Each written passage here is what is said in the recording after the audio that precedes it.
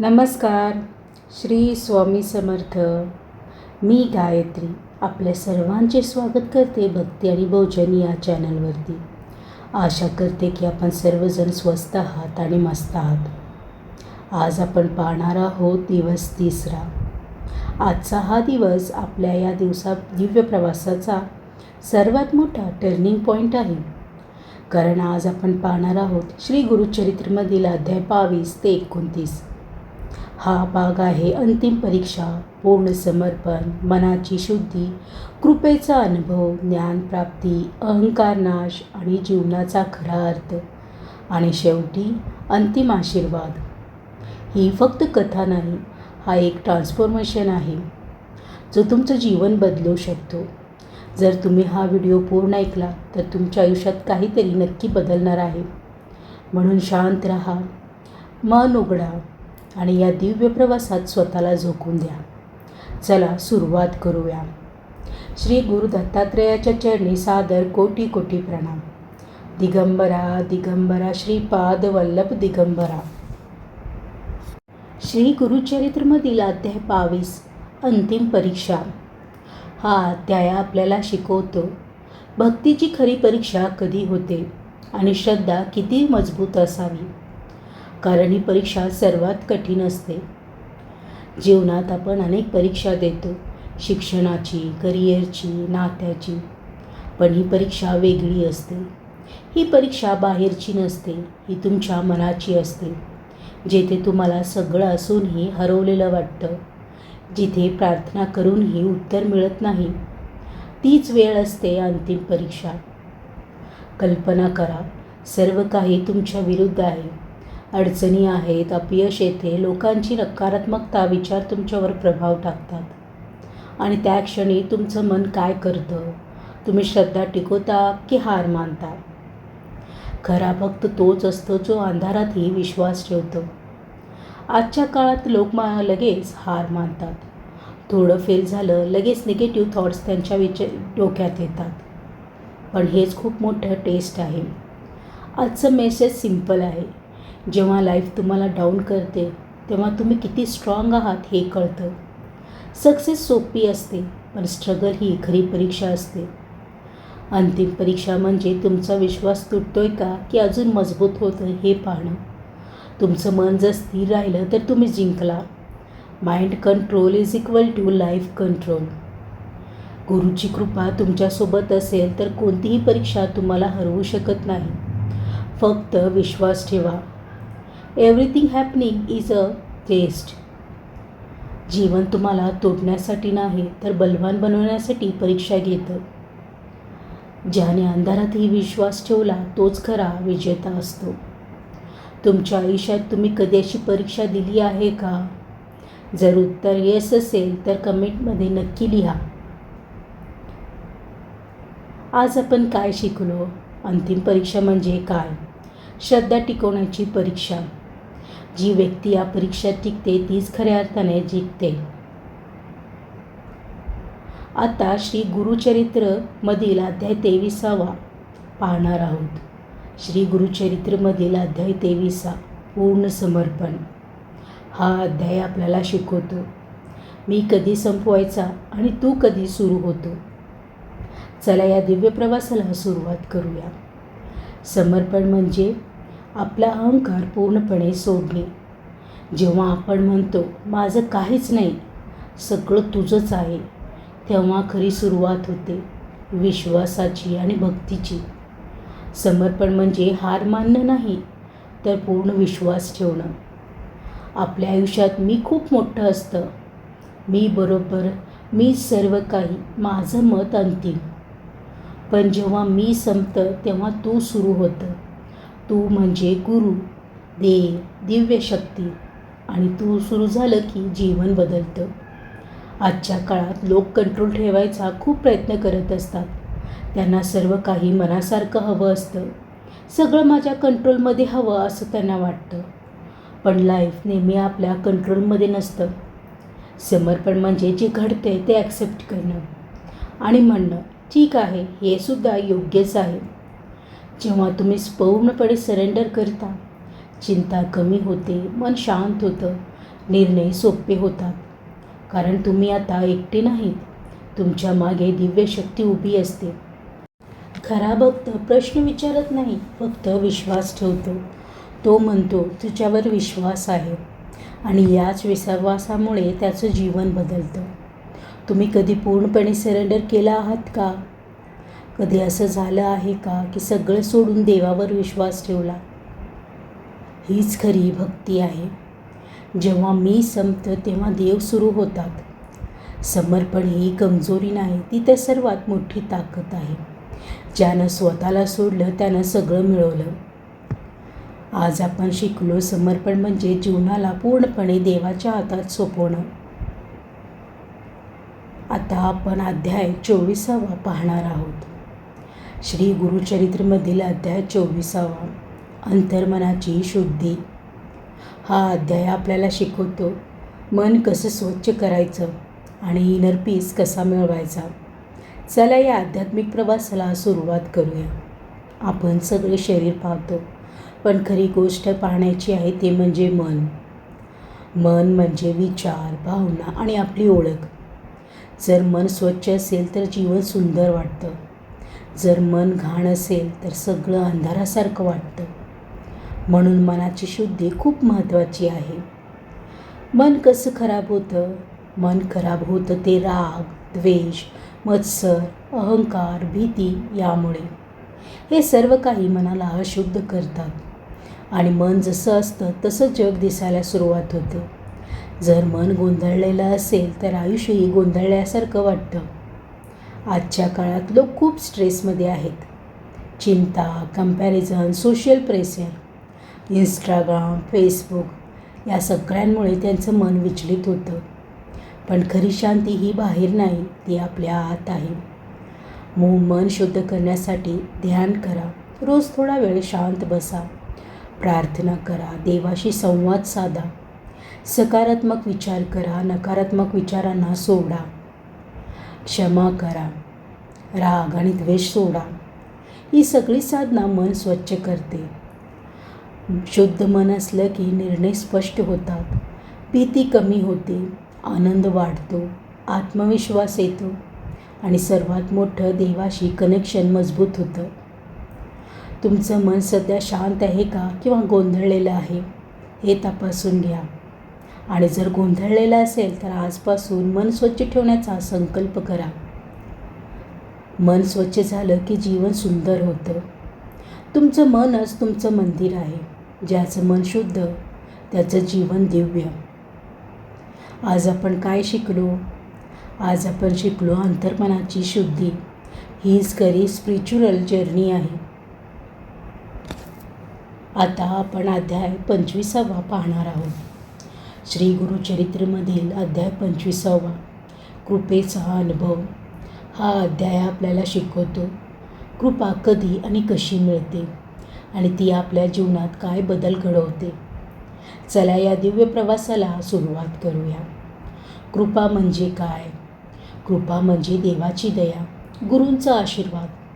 जी गोष्ट आपल्या प्रयत्नांनी होत नाही ती कृपेने सहज होते. कृपा म्हणजे अदृश्य शक्तीचा सहारा. जिथे लॉजिक संपतो तिथे कृपा सुरू होते. कृपा मिळवण्यासाठी श्रद्धा आवश्यक असते, नम्रता आवश्यक असते, समर्पण आवश्यक असते. जेथे मन नम्र होतं तेव्हा कृपा आकर्षित होते. अहंकार असताना कृपा दूर राहते. पण जेव्हा आपण म्हणतो मी काही नाही, जे काही आहे सर्व तूच आहेस, तेव्हा कृपा येते. आज आपण खूप मेहनत करतो, पण कधी सगळं प्रयत्न करूनही यश मिळत नाही. आणि कधी काहीही प्रयत्न न करताच गोष्टी घडतात. आणि तेच आहे कृपेचा चमत्कार. ज्यांच्या जीवनात कृपा असते त्यांचं आयुष्य फ्लोमध्ये असतं.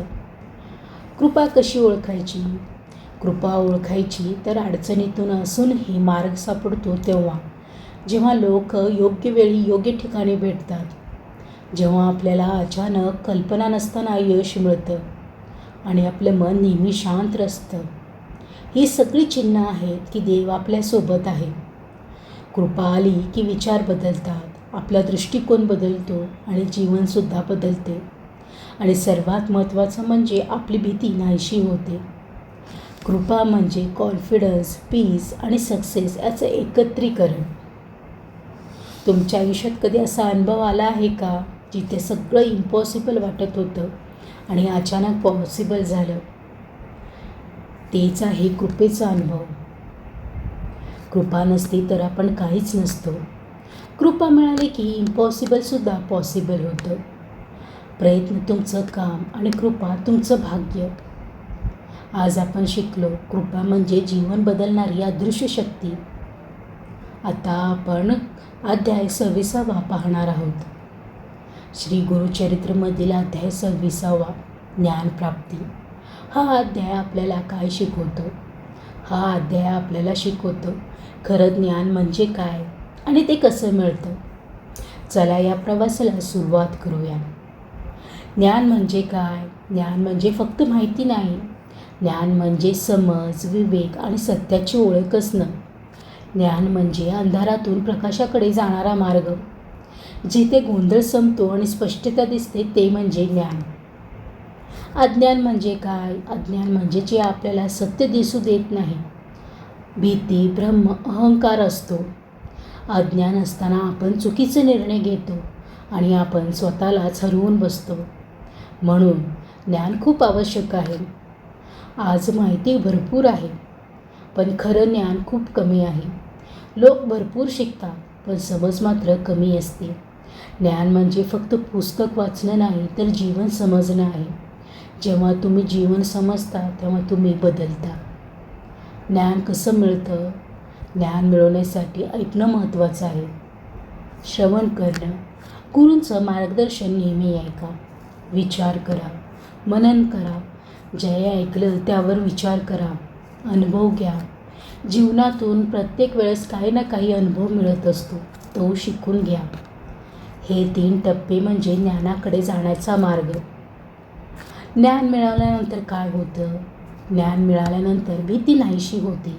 आपला आत्मविश्वास वाढतो आणि योग्य निर्णय घ्यायची क्षमता देखील वाढते. आणि सर्वात महत्त्वाचं म्हणजे आपलं मन शांत होतं. ज्ञान म्हणजे क्लिअरिटी, पीस आणि ग्रोथ याचं एकत्र मिश्रण. तुम्हाला खरं ज्ञान मिळालं आहे का की फक्त माहिती मिळाली आहे हे तपासून घ्या. आणि त्याचं उत्तर मिळालं तर आजपासून खरं समजण्याचा प्रयत्न मात्र करा. ज्ञान मिळालं की अंधार संपतो. ज्ञान म्हणजे सामर्थ्य. ज्ञान म्हणजे तुमचं खरं सामर्थ्य. ज्याच्याकडे ज्ञान आहे तो कधीच हरत नाही. आज आपण काय शिकलो? ज्ञान म्हणजे जीवनाचा प्रकाश. आता आपण अध्याय 27 वळूया. श्री गुरुचरित्रमधील अध्याय 27 अहंकाराचा नाश. हा अध्याय आपल्याला काय शिकवतो? हा अध्याय आपल्याला शिकवतो अहंकार कसा संपवायचा आणि खऱ्या अर्थाने मुक्त कसं व्हायचं. चला या खोल आध्यात्मिक प्रवासाला सुरुवात करूया. अहंकार म्हणजे काय? अहंकार म्हणजे मीच सर्व काही आहे, मीच श्रेष्ठ आहे. अहंकार म्हणजे आपण आपल्याला मोठं वाटायला लागतो पण खरं तर तो आपल्याला छोटं करत असतो.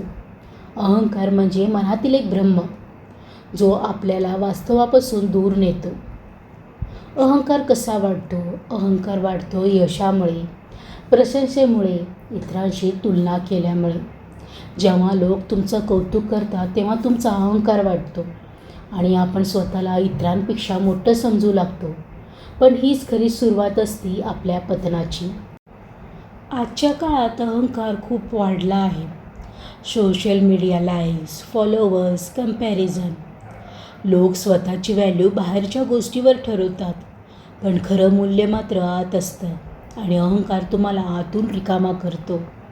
अहंकार नाश कसा करावा? अहंकार कमी करण्यासाठी आपल्या अंगात नम्रता असावी. आपण सर्वांशी नम्र राहावे, सेवा करावी, इतरांची मदत करावी, ध्यान करावा, मन शांत होते.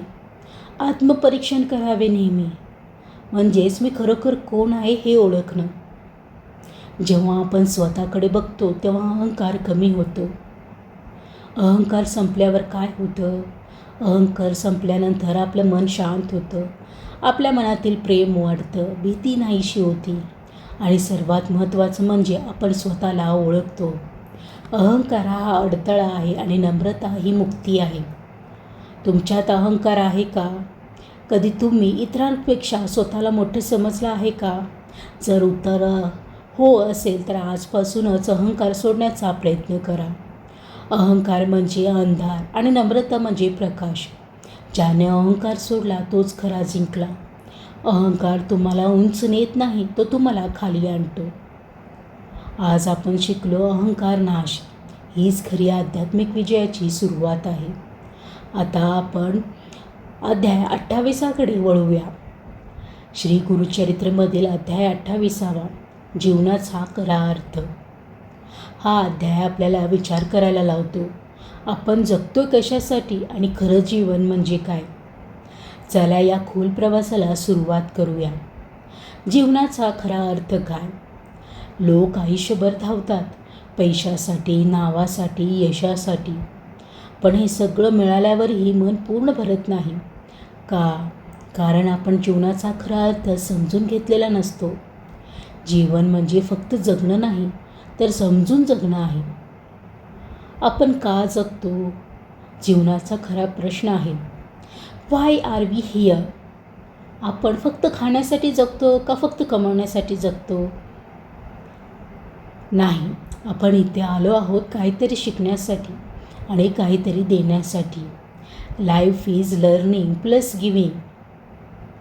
आज आपण बिझी आहोत पण खुश नाही. स्ट्रेस आहे, डिप्रेशन आहे, कंपॅरिझन आहे. आपण नेहमी बाहेरच्या जगात खूप काही शोधतो, पण आत काहीच मिळत नसतं, कारण आपण चुकीच्या दिशेने शोध घेत असतो. जीवनाचा खरा अर्थ शोधण्यासाठी स्वतःला ओळखा. मी कोण आहे म्हणून. सेवा करा, इतरांना मदत करा, प्रेम वाढवा, सगळ्यांशी प्रेमानं वागा, आध्यात्मिक जीवन जगा, ध्यान, प्रार्थना करा. जेव्हा तुम्ही या मार्गावर जाता तेव्हा जीवनाचा खरा अर्थ समजतो. जीवनाचा खरा अर्थ म्हणजे काय? जीवनाचा खरा अर्थ म्हणजे शांती, प्रेम, सेवा आणि भक्ती. हे सगळं मिळालं तर जीवन पूर्ण झालं. Life is equal to love plus purpose plus peace. तुम्ही कधी विचार केला हा का की तुमचं पर्पज काय आहे? जर केला नसेल तर आजपासून स्वतःबद्दल विचार करायला सुरुवात मात्र करा. पैसे जीवन देत नाही, अर्थ देतो. ज्याला जीवनाचा अर्थ कळतो तो खऱ्या अर्थाने जिवंत असतो. जीवन म्हणजे फक्त श्वास नाही तर जागरूकता आहे. आज आपण शिकलो जीवनाचा खरा अर्थच समजून जगण्यात आहे. आता आपण अध्याय 29कडे वळूया. आज आपण या दिव्य प्रवासाच्या शेवटच्या अध्यायाकडे आलो आहोत. श्री गुरुचरित्रमधील अध्याय 29 अंतिम आशीर्वाद. हा अध्याय म्हणजे काय? हा अध्याय म्हणजे प्रत्येक भक्तासाठी मिळालेली शेवटची कृपा आणि पूर्णत्वाचा आशीर्वाद. चला या दिव्य क्षणाचा अनुभव घेऊया. या संपूर्ण प्रवासात आपण श्रद्धा, समर्पण, शुद्धी, ज्ञान आणि अहंकार नाशाबद्दल ऐकून घेतलं. आपण काय शिकलो? आपण शिकलो की जीवन म्हणजे एक आध्यात्मिक प्रवास आहे आणि या प्रवास हा गुरुच्या कृपेनेच पूर्ण होतो. अंतिम आशीर्वाद म्हणजे काय? अंतिम आशीर्वाद म्हणजे मनाची पूर्ण शांती, जीवनात स्थिरता आणि आत्मिक उन्नती. हा आशीर्वाद फक्त शब्दात नाही तर अनुभवात असतो. जेव्हा तुम्हाला आतून शांतता मिळते तेव्हा समजतं आशीर्वाद मिळाला आहे. या प्रवासानंतर भक्त बदलतो, त्याची भीती संपते, अहंकार संपतो, मन शांत होतं आणि तो एक नवीन व्यक्ती बनतो ज्याचं मन शुद्ध आहे, हृदय प्रेमानं भरलेलं आहे. गुरूंचा आशीर्वाद म्हणजे योग्य मार्ग दाखवणं, अडचणीमध्ये साथ देणं आणि जीवनाला दिशा देणं. भगवान दत्तात्रय हे फक्त एक नाव नाही, ही एक दिव्य शक्ती आहे आणि या शक्तीचा आशीर्वाद म्हणजे जीवनाचं ट्रान्सफॉर्मेशन. हा संपूर्ण प्रवास आपल्याला काय शिकवतो? हा संपूर्ण प्रवास आपल्याला शिकवतो श्रद्धा ठेवा, समर्पण करा, अहंकार सोडा, ज्ञान मिळवा आणि जीवन समजून जगा. आणि हेच सगळं अंतिम सत्य आहे आणि हेच खरा हा आशीर्वाद आहे. तुम्ही या प्रवासातून काय शिकलात? काय बदललं तुमच्यात? आजपासून तुम्ही हा मार्ग तुमच्या आयुष्यात सुरू ठेवा.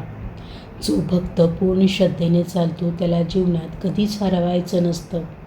आशीर्वाद बाहेरून नाही तो आतून मिळतो. ज्यानं स्वतःला बदललं त्याचं जीवन बदललं. आजचा हा प्रवास इथे संपतो, पण खरी गोष्ट म्हणजे हा प्रवास तुमच्या मनात सुरू झाला आहे. आज आपण शिकलो श्रद्धा, समर्पण, शुद्धी, ज्ञान आणि अंतिम सत्य, आणि सर्वात महत्त्वाचं गुरूंची कृपा. भगवान दत्तात्रय यांची कृपा तुमच्या जीवनात शांती, आनंद घेऊन येऊ. जर हा संपूर्ण प्रवास तुमच्या मनाला स्पर्श करून गेला असेल तर लाईक करा, कमेंट करा आणि मित्रपरिवारासोबत शेअर करा. त्याचबरोबर भक्ती आणि भोजन या चॅनलला सबस्क्राईब करायला विसरू नकात. माहिती देताना काही माहिती चुकीची गेली असल्यास मी तुम्हा सर्वांची माफी मागते. मी गायत्री आपल्या सर्वांचा निरोप घेते. पुन्हा भेटूयात नवीन भक्तिमय प्रवासात नवीन दिव्य कथेसह. तोपर्यंत नमस्कार. श्री स्वामी समर्थ.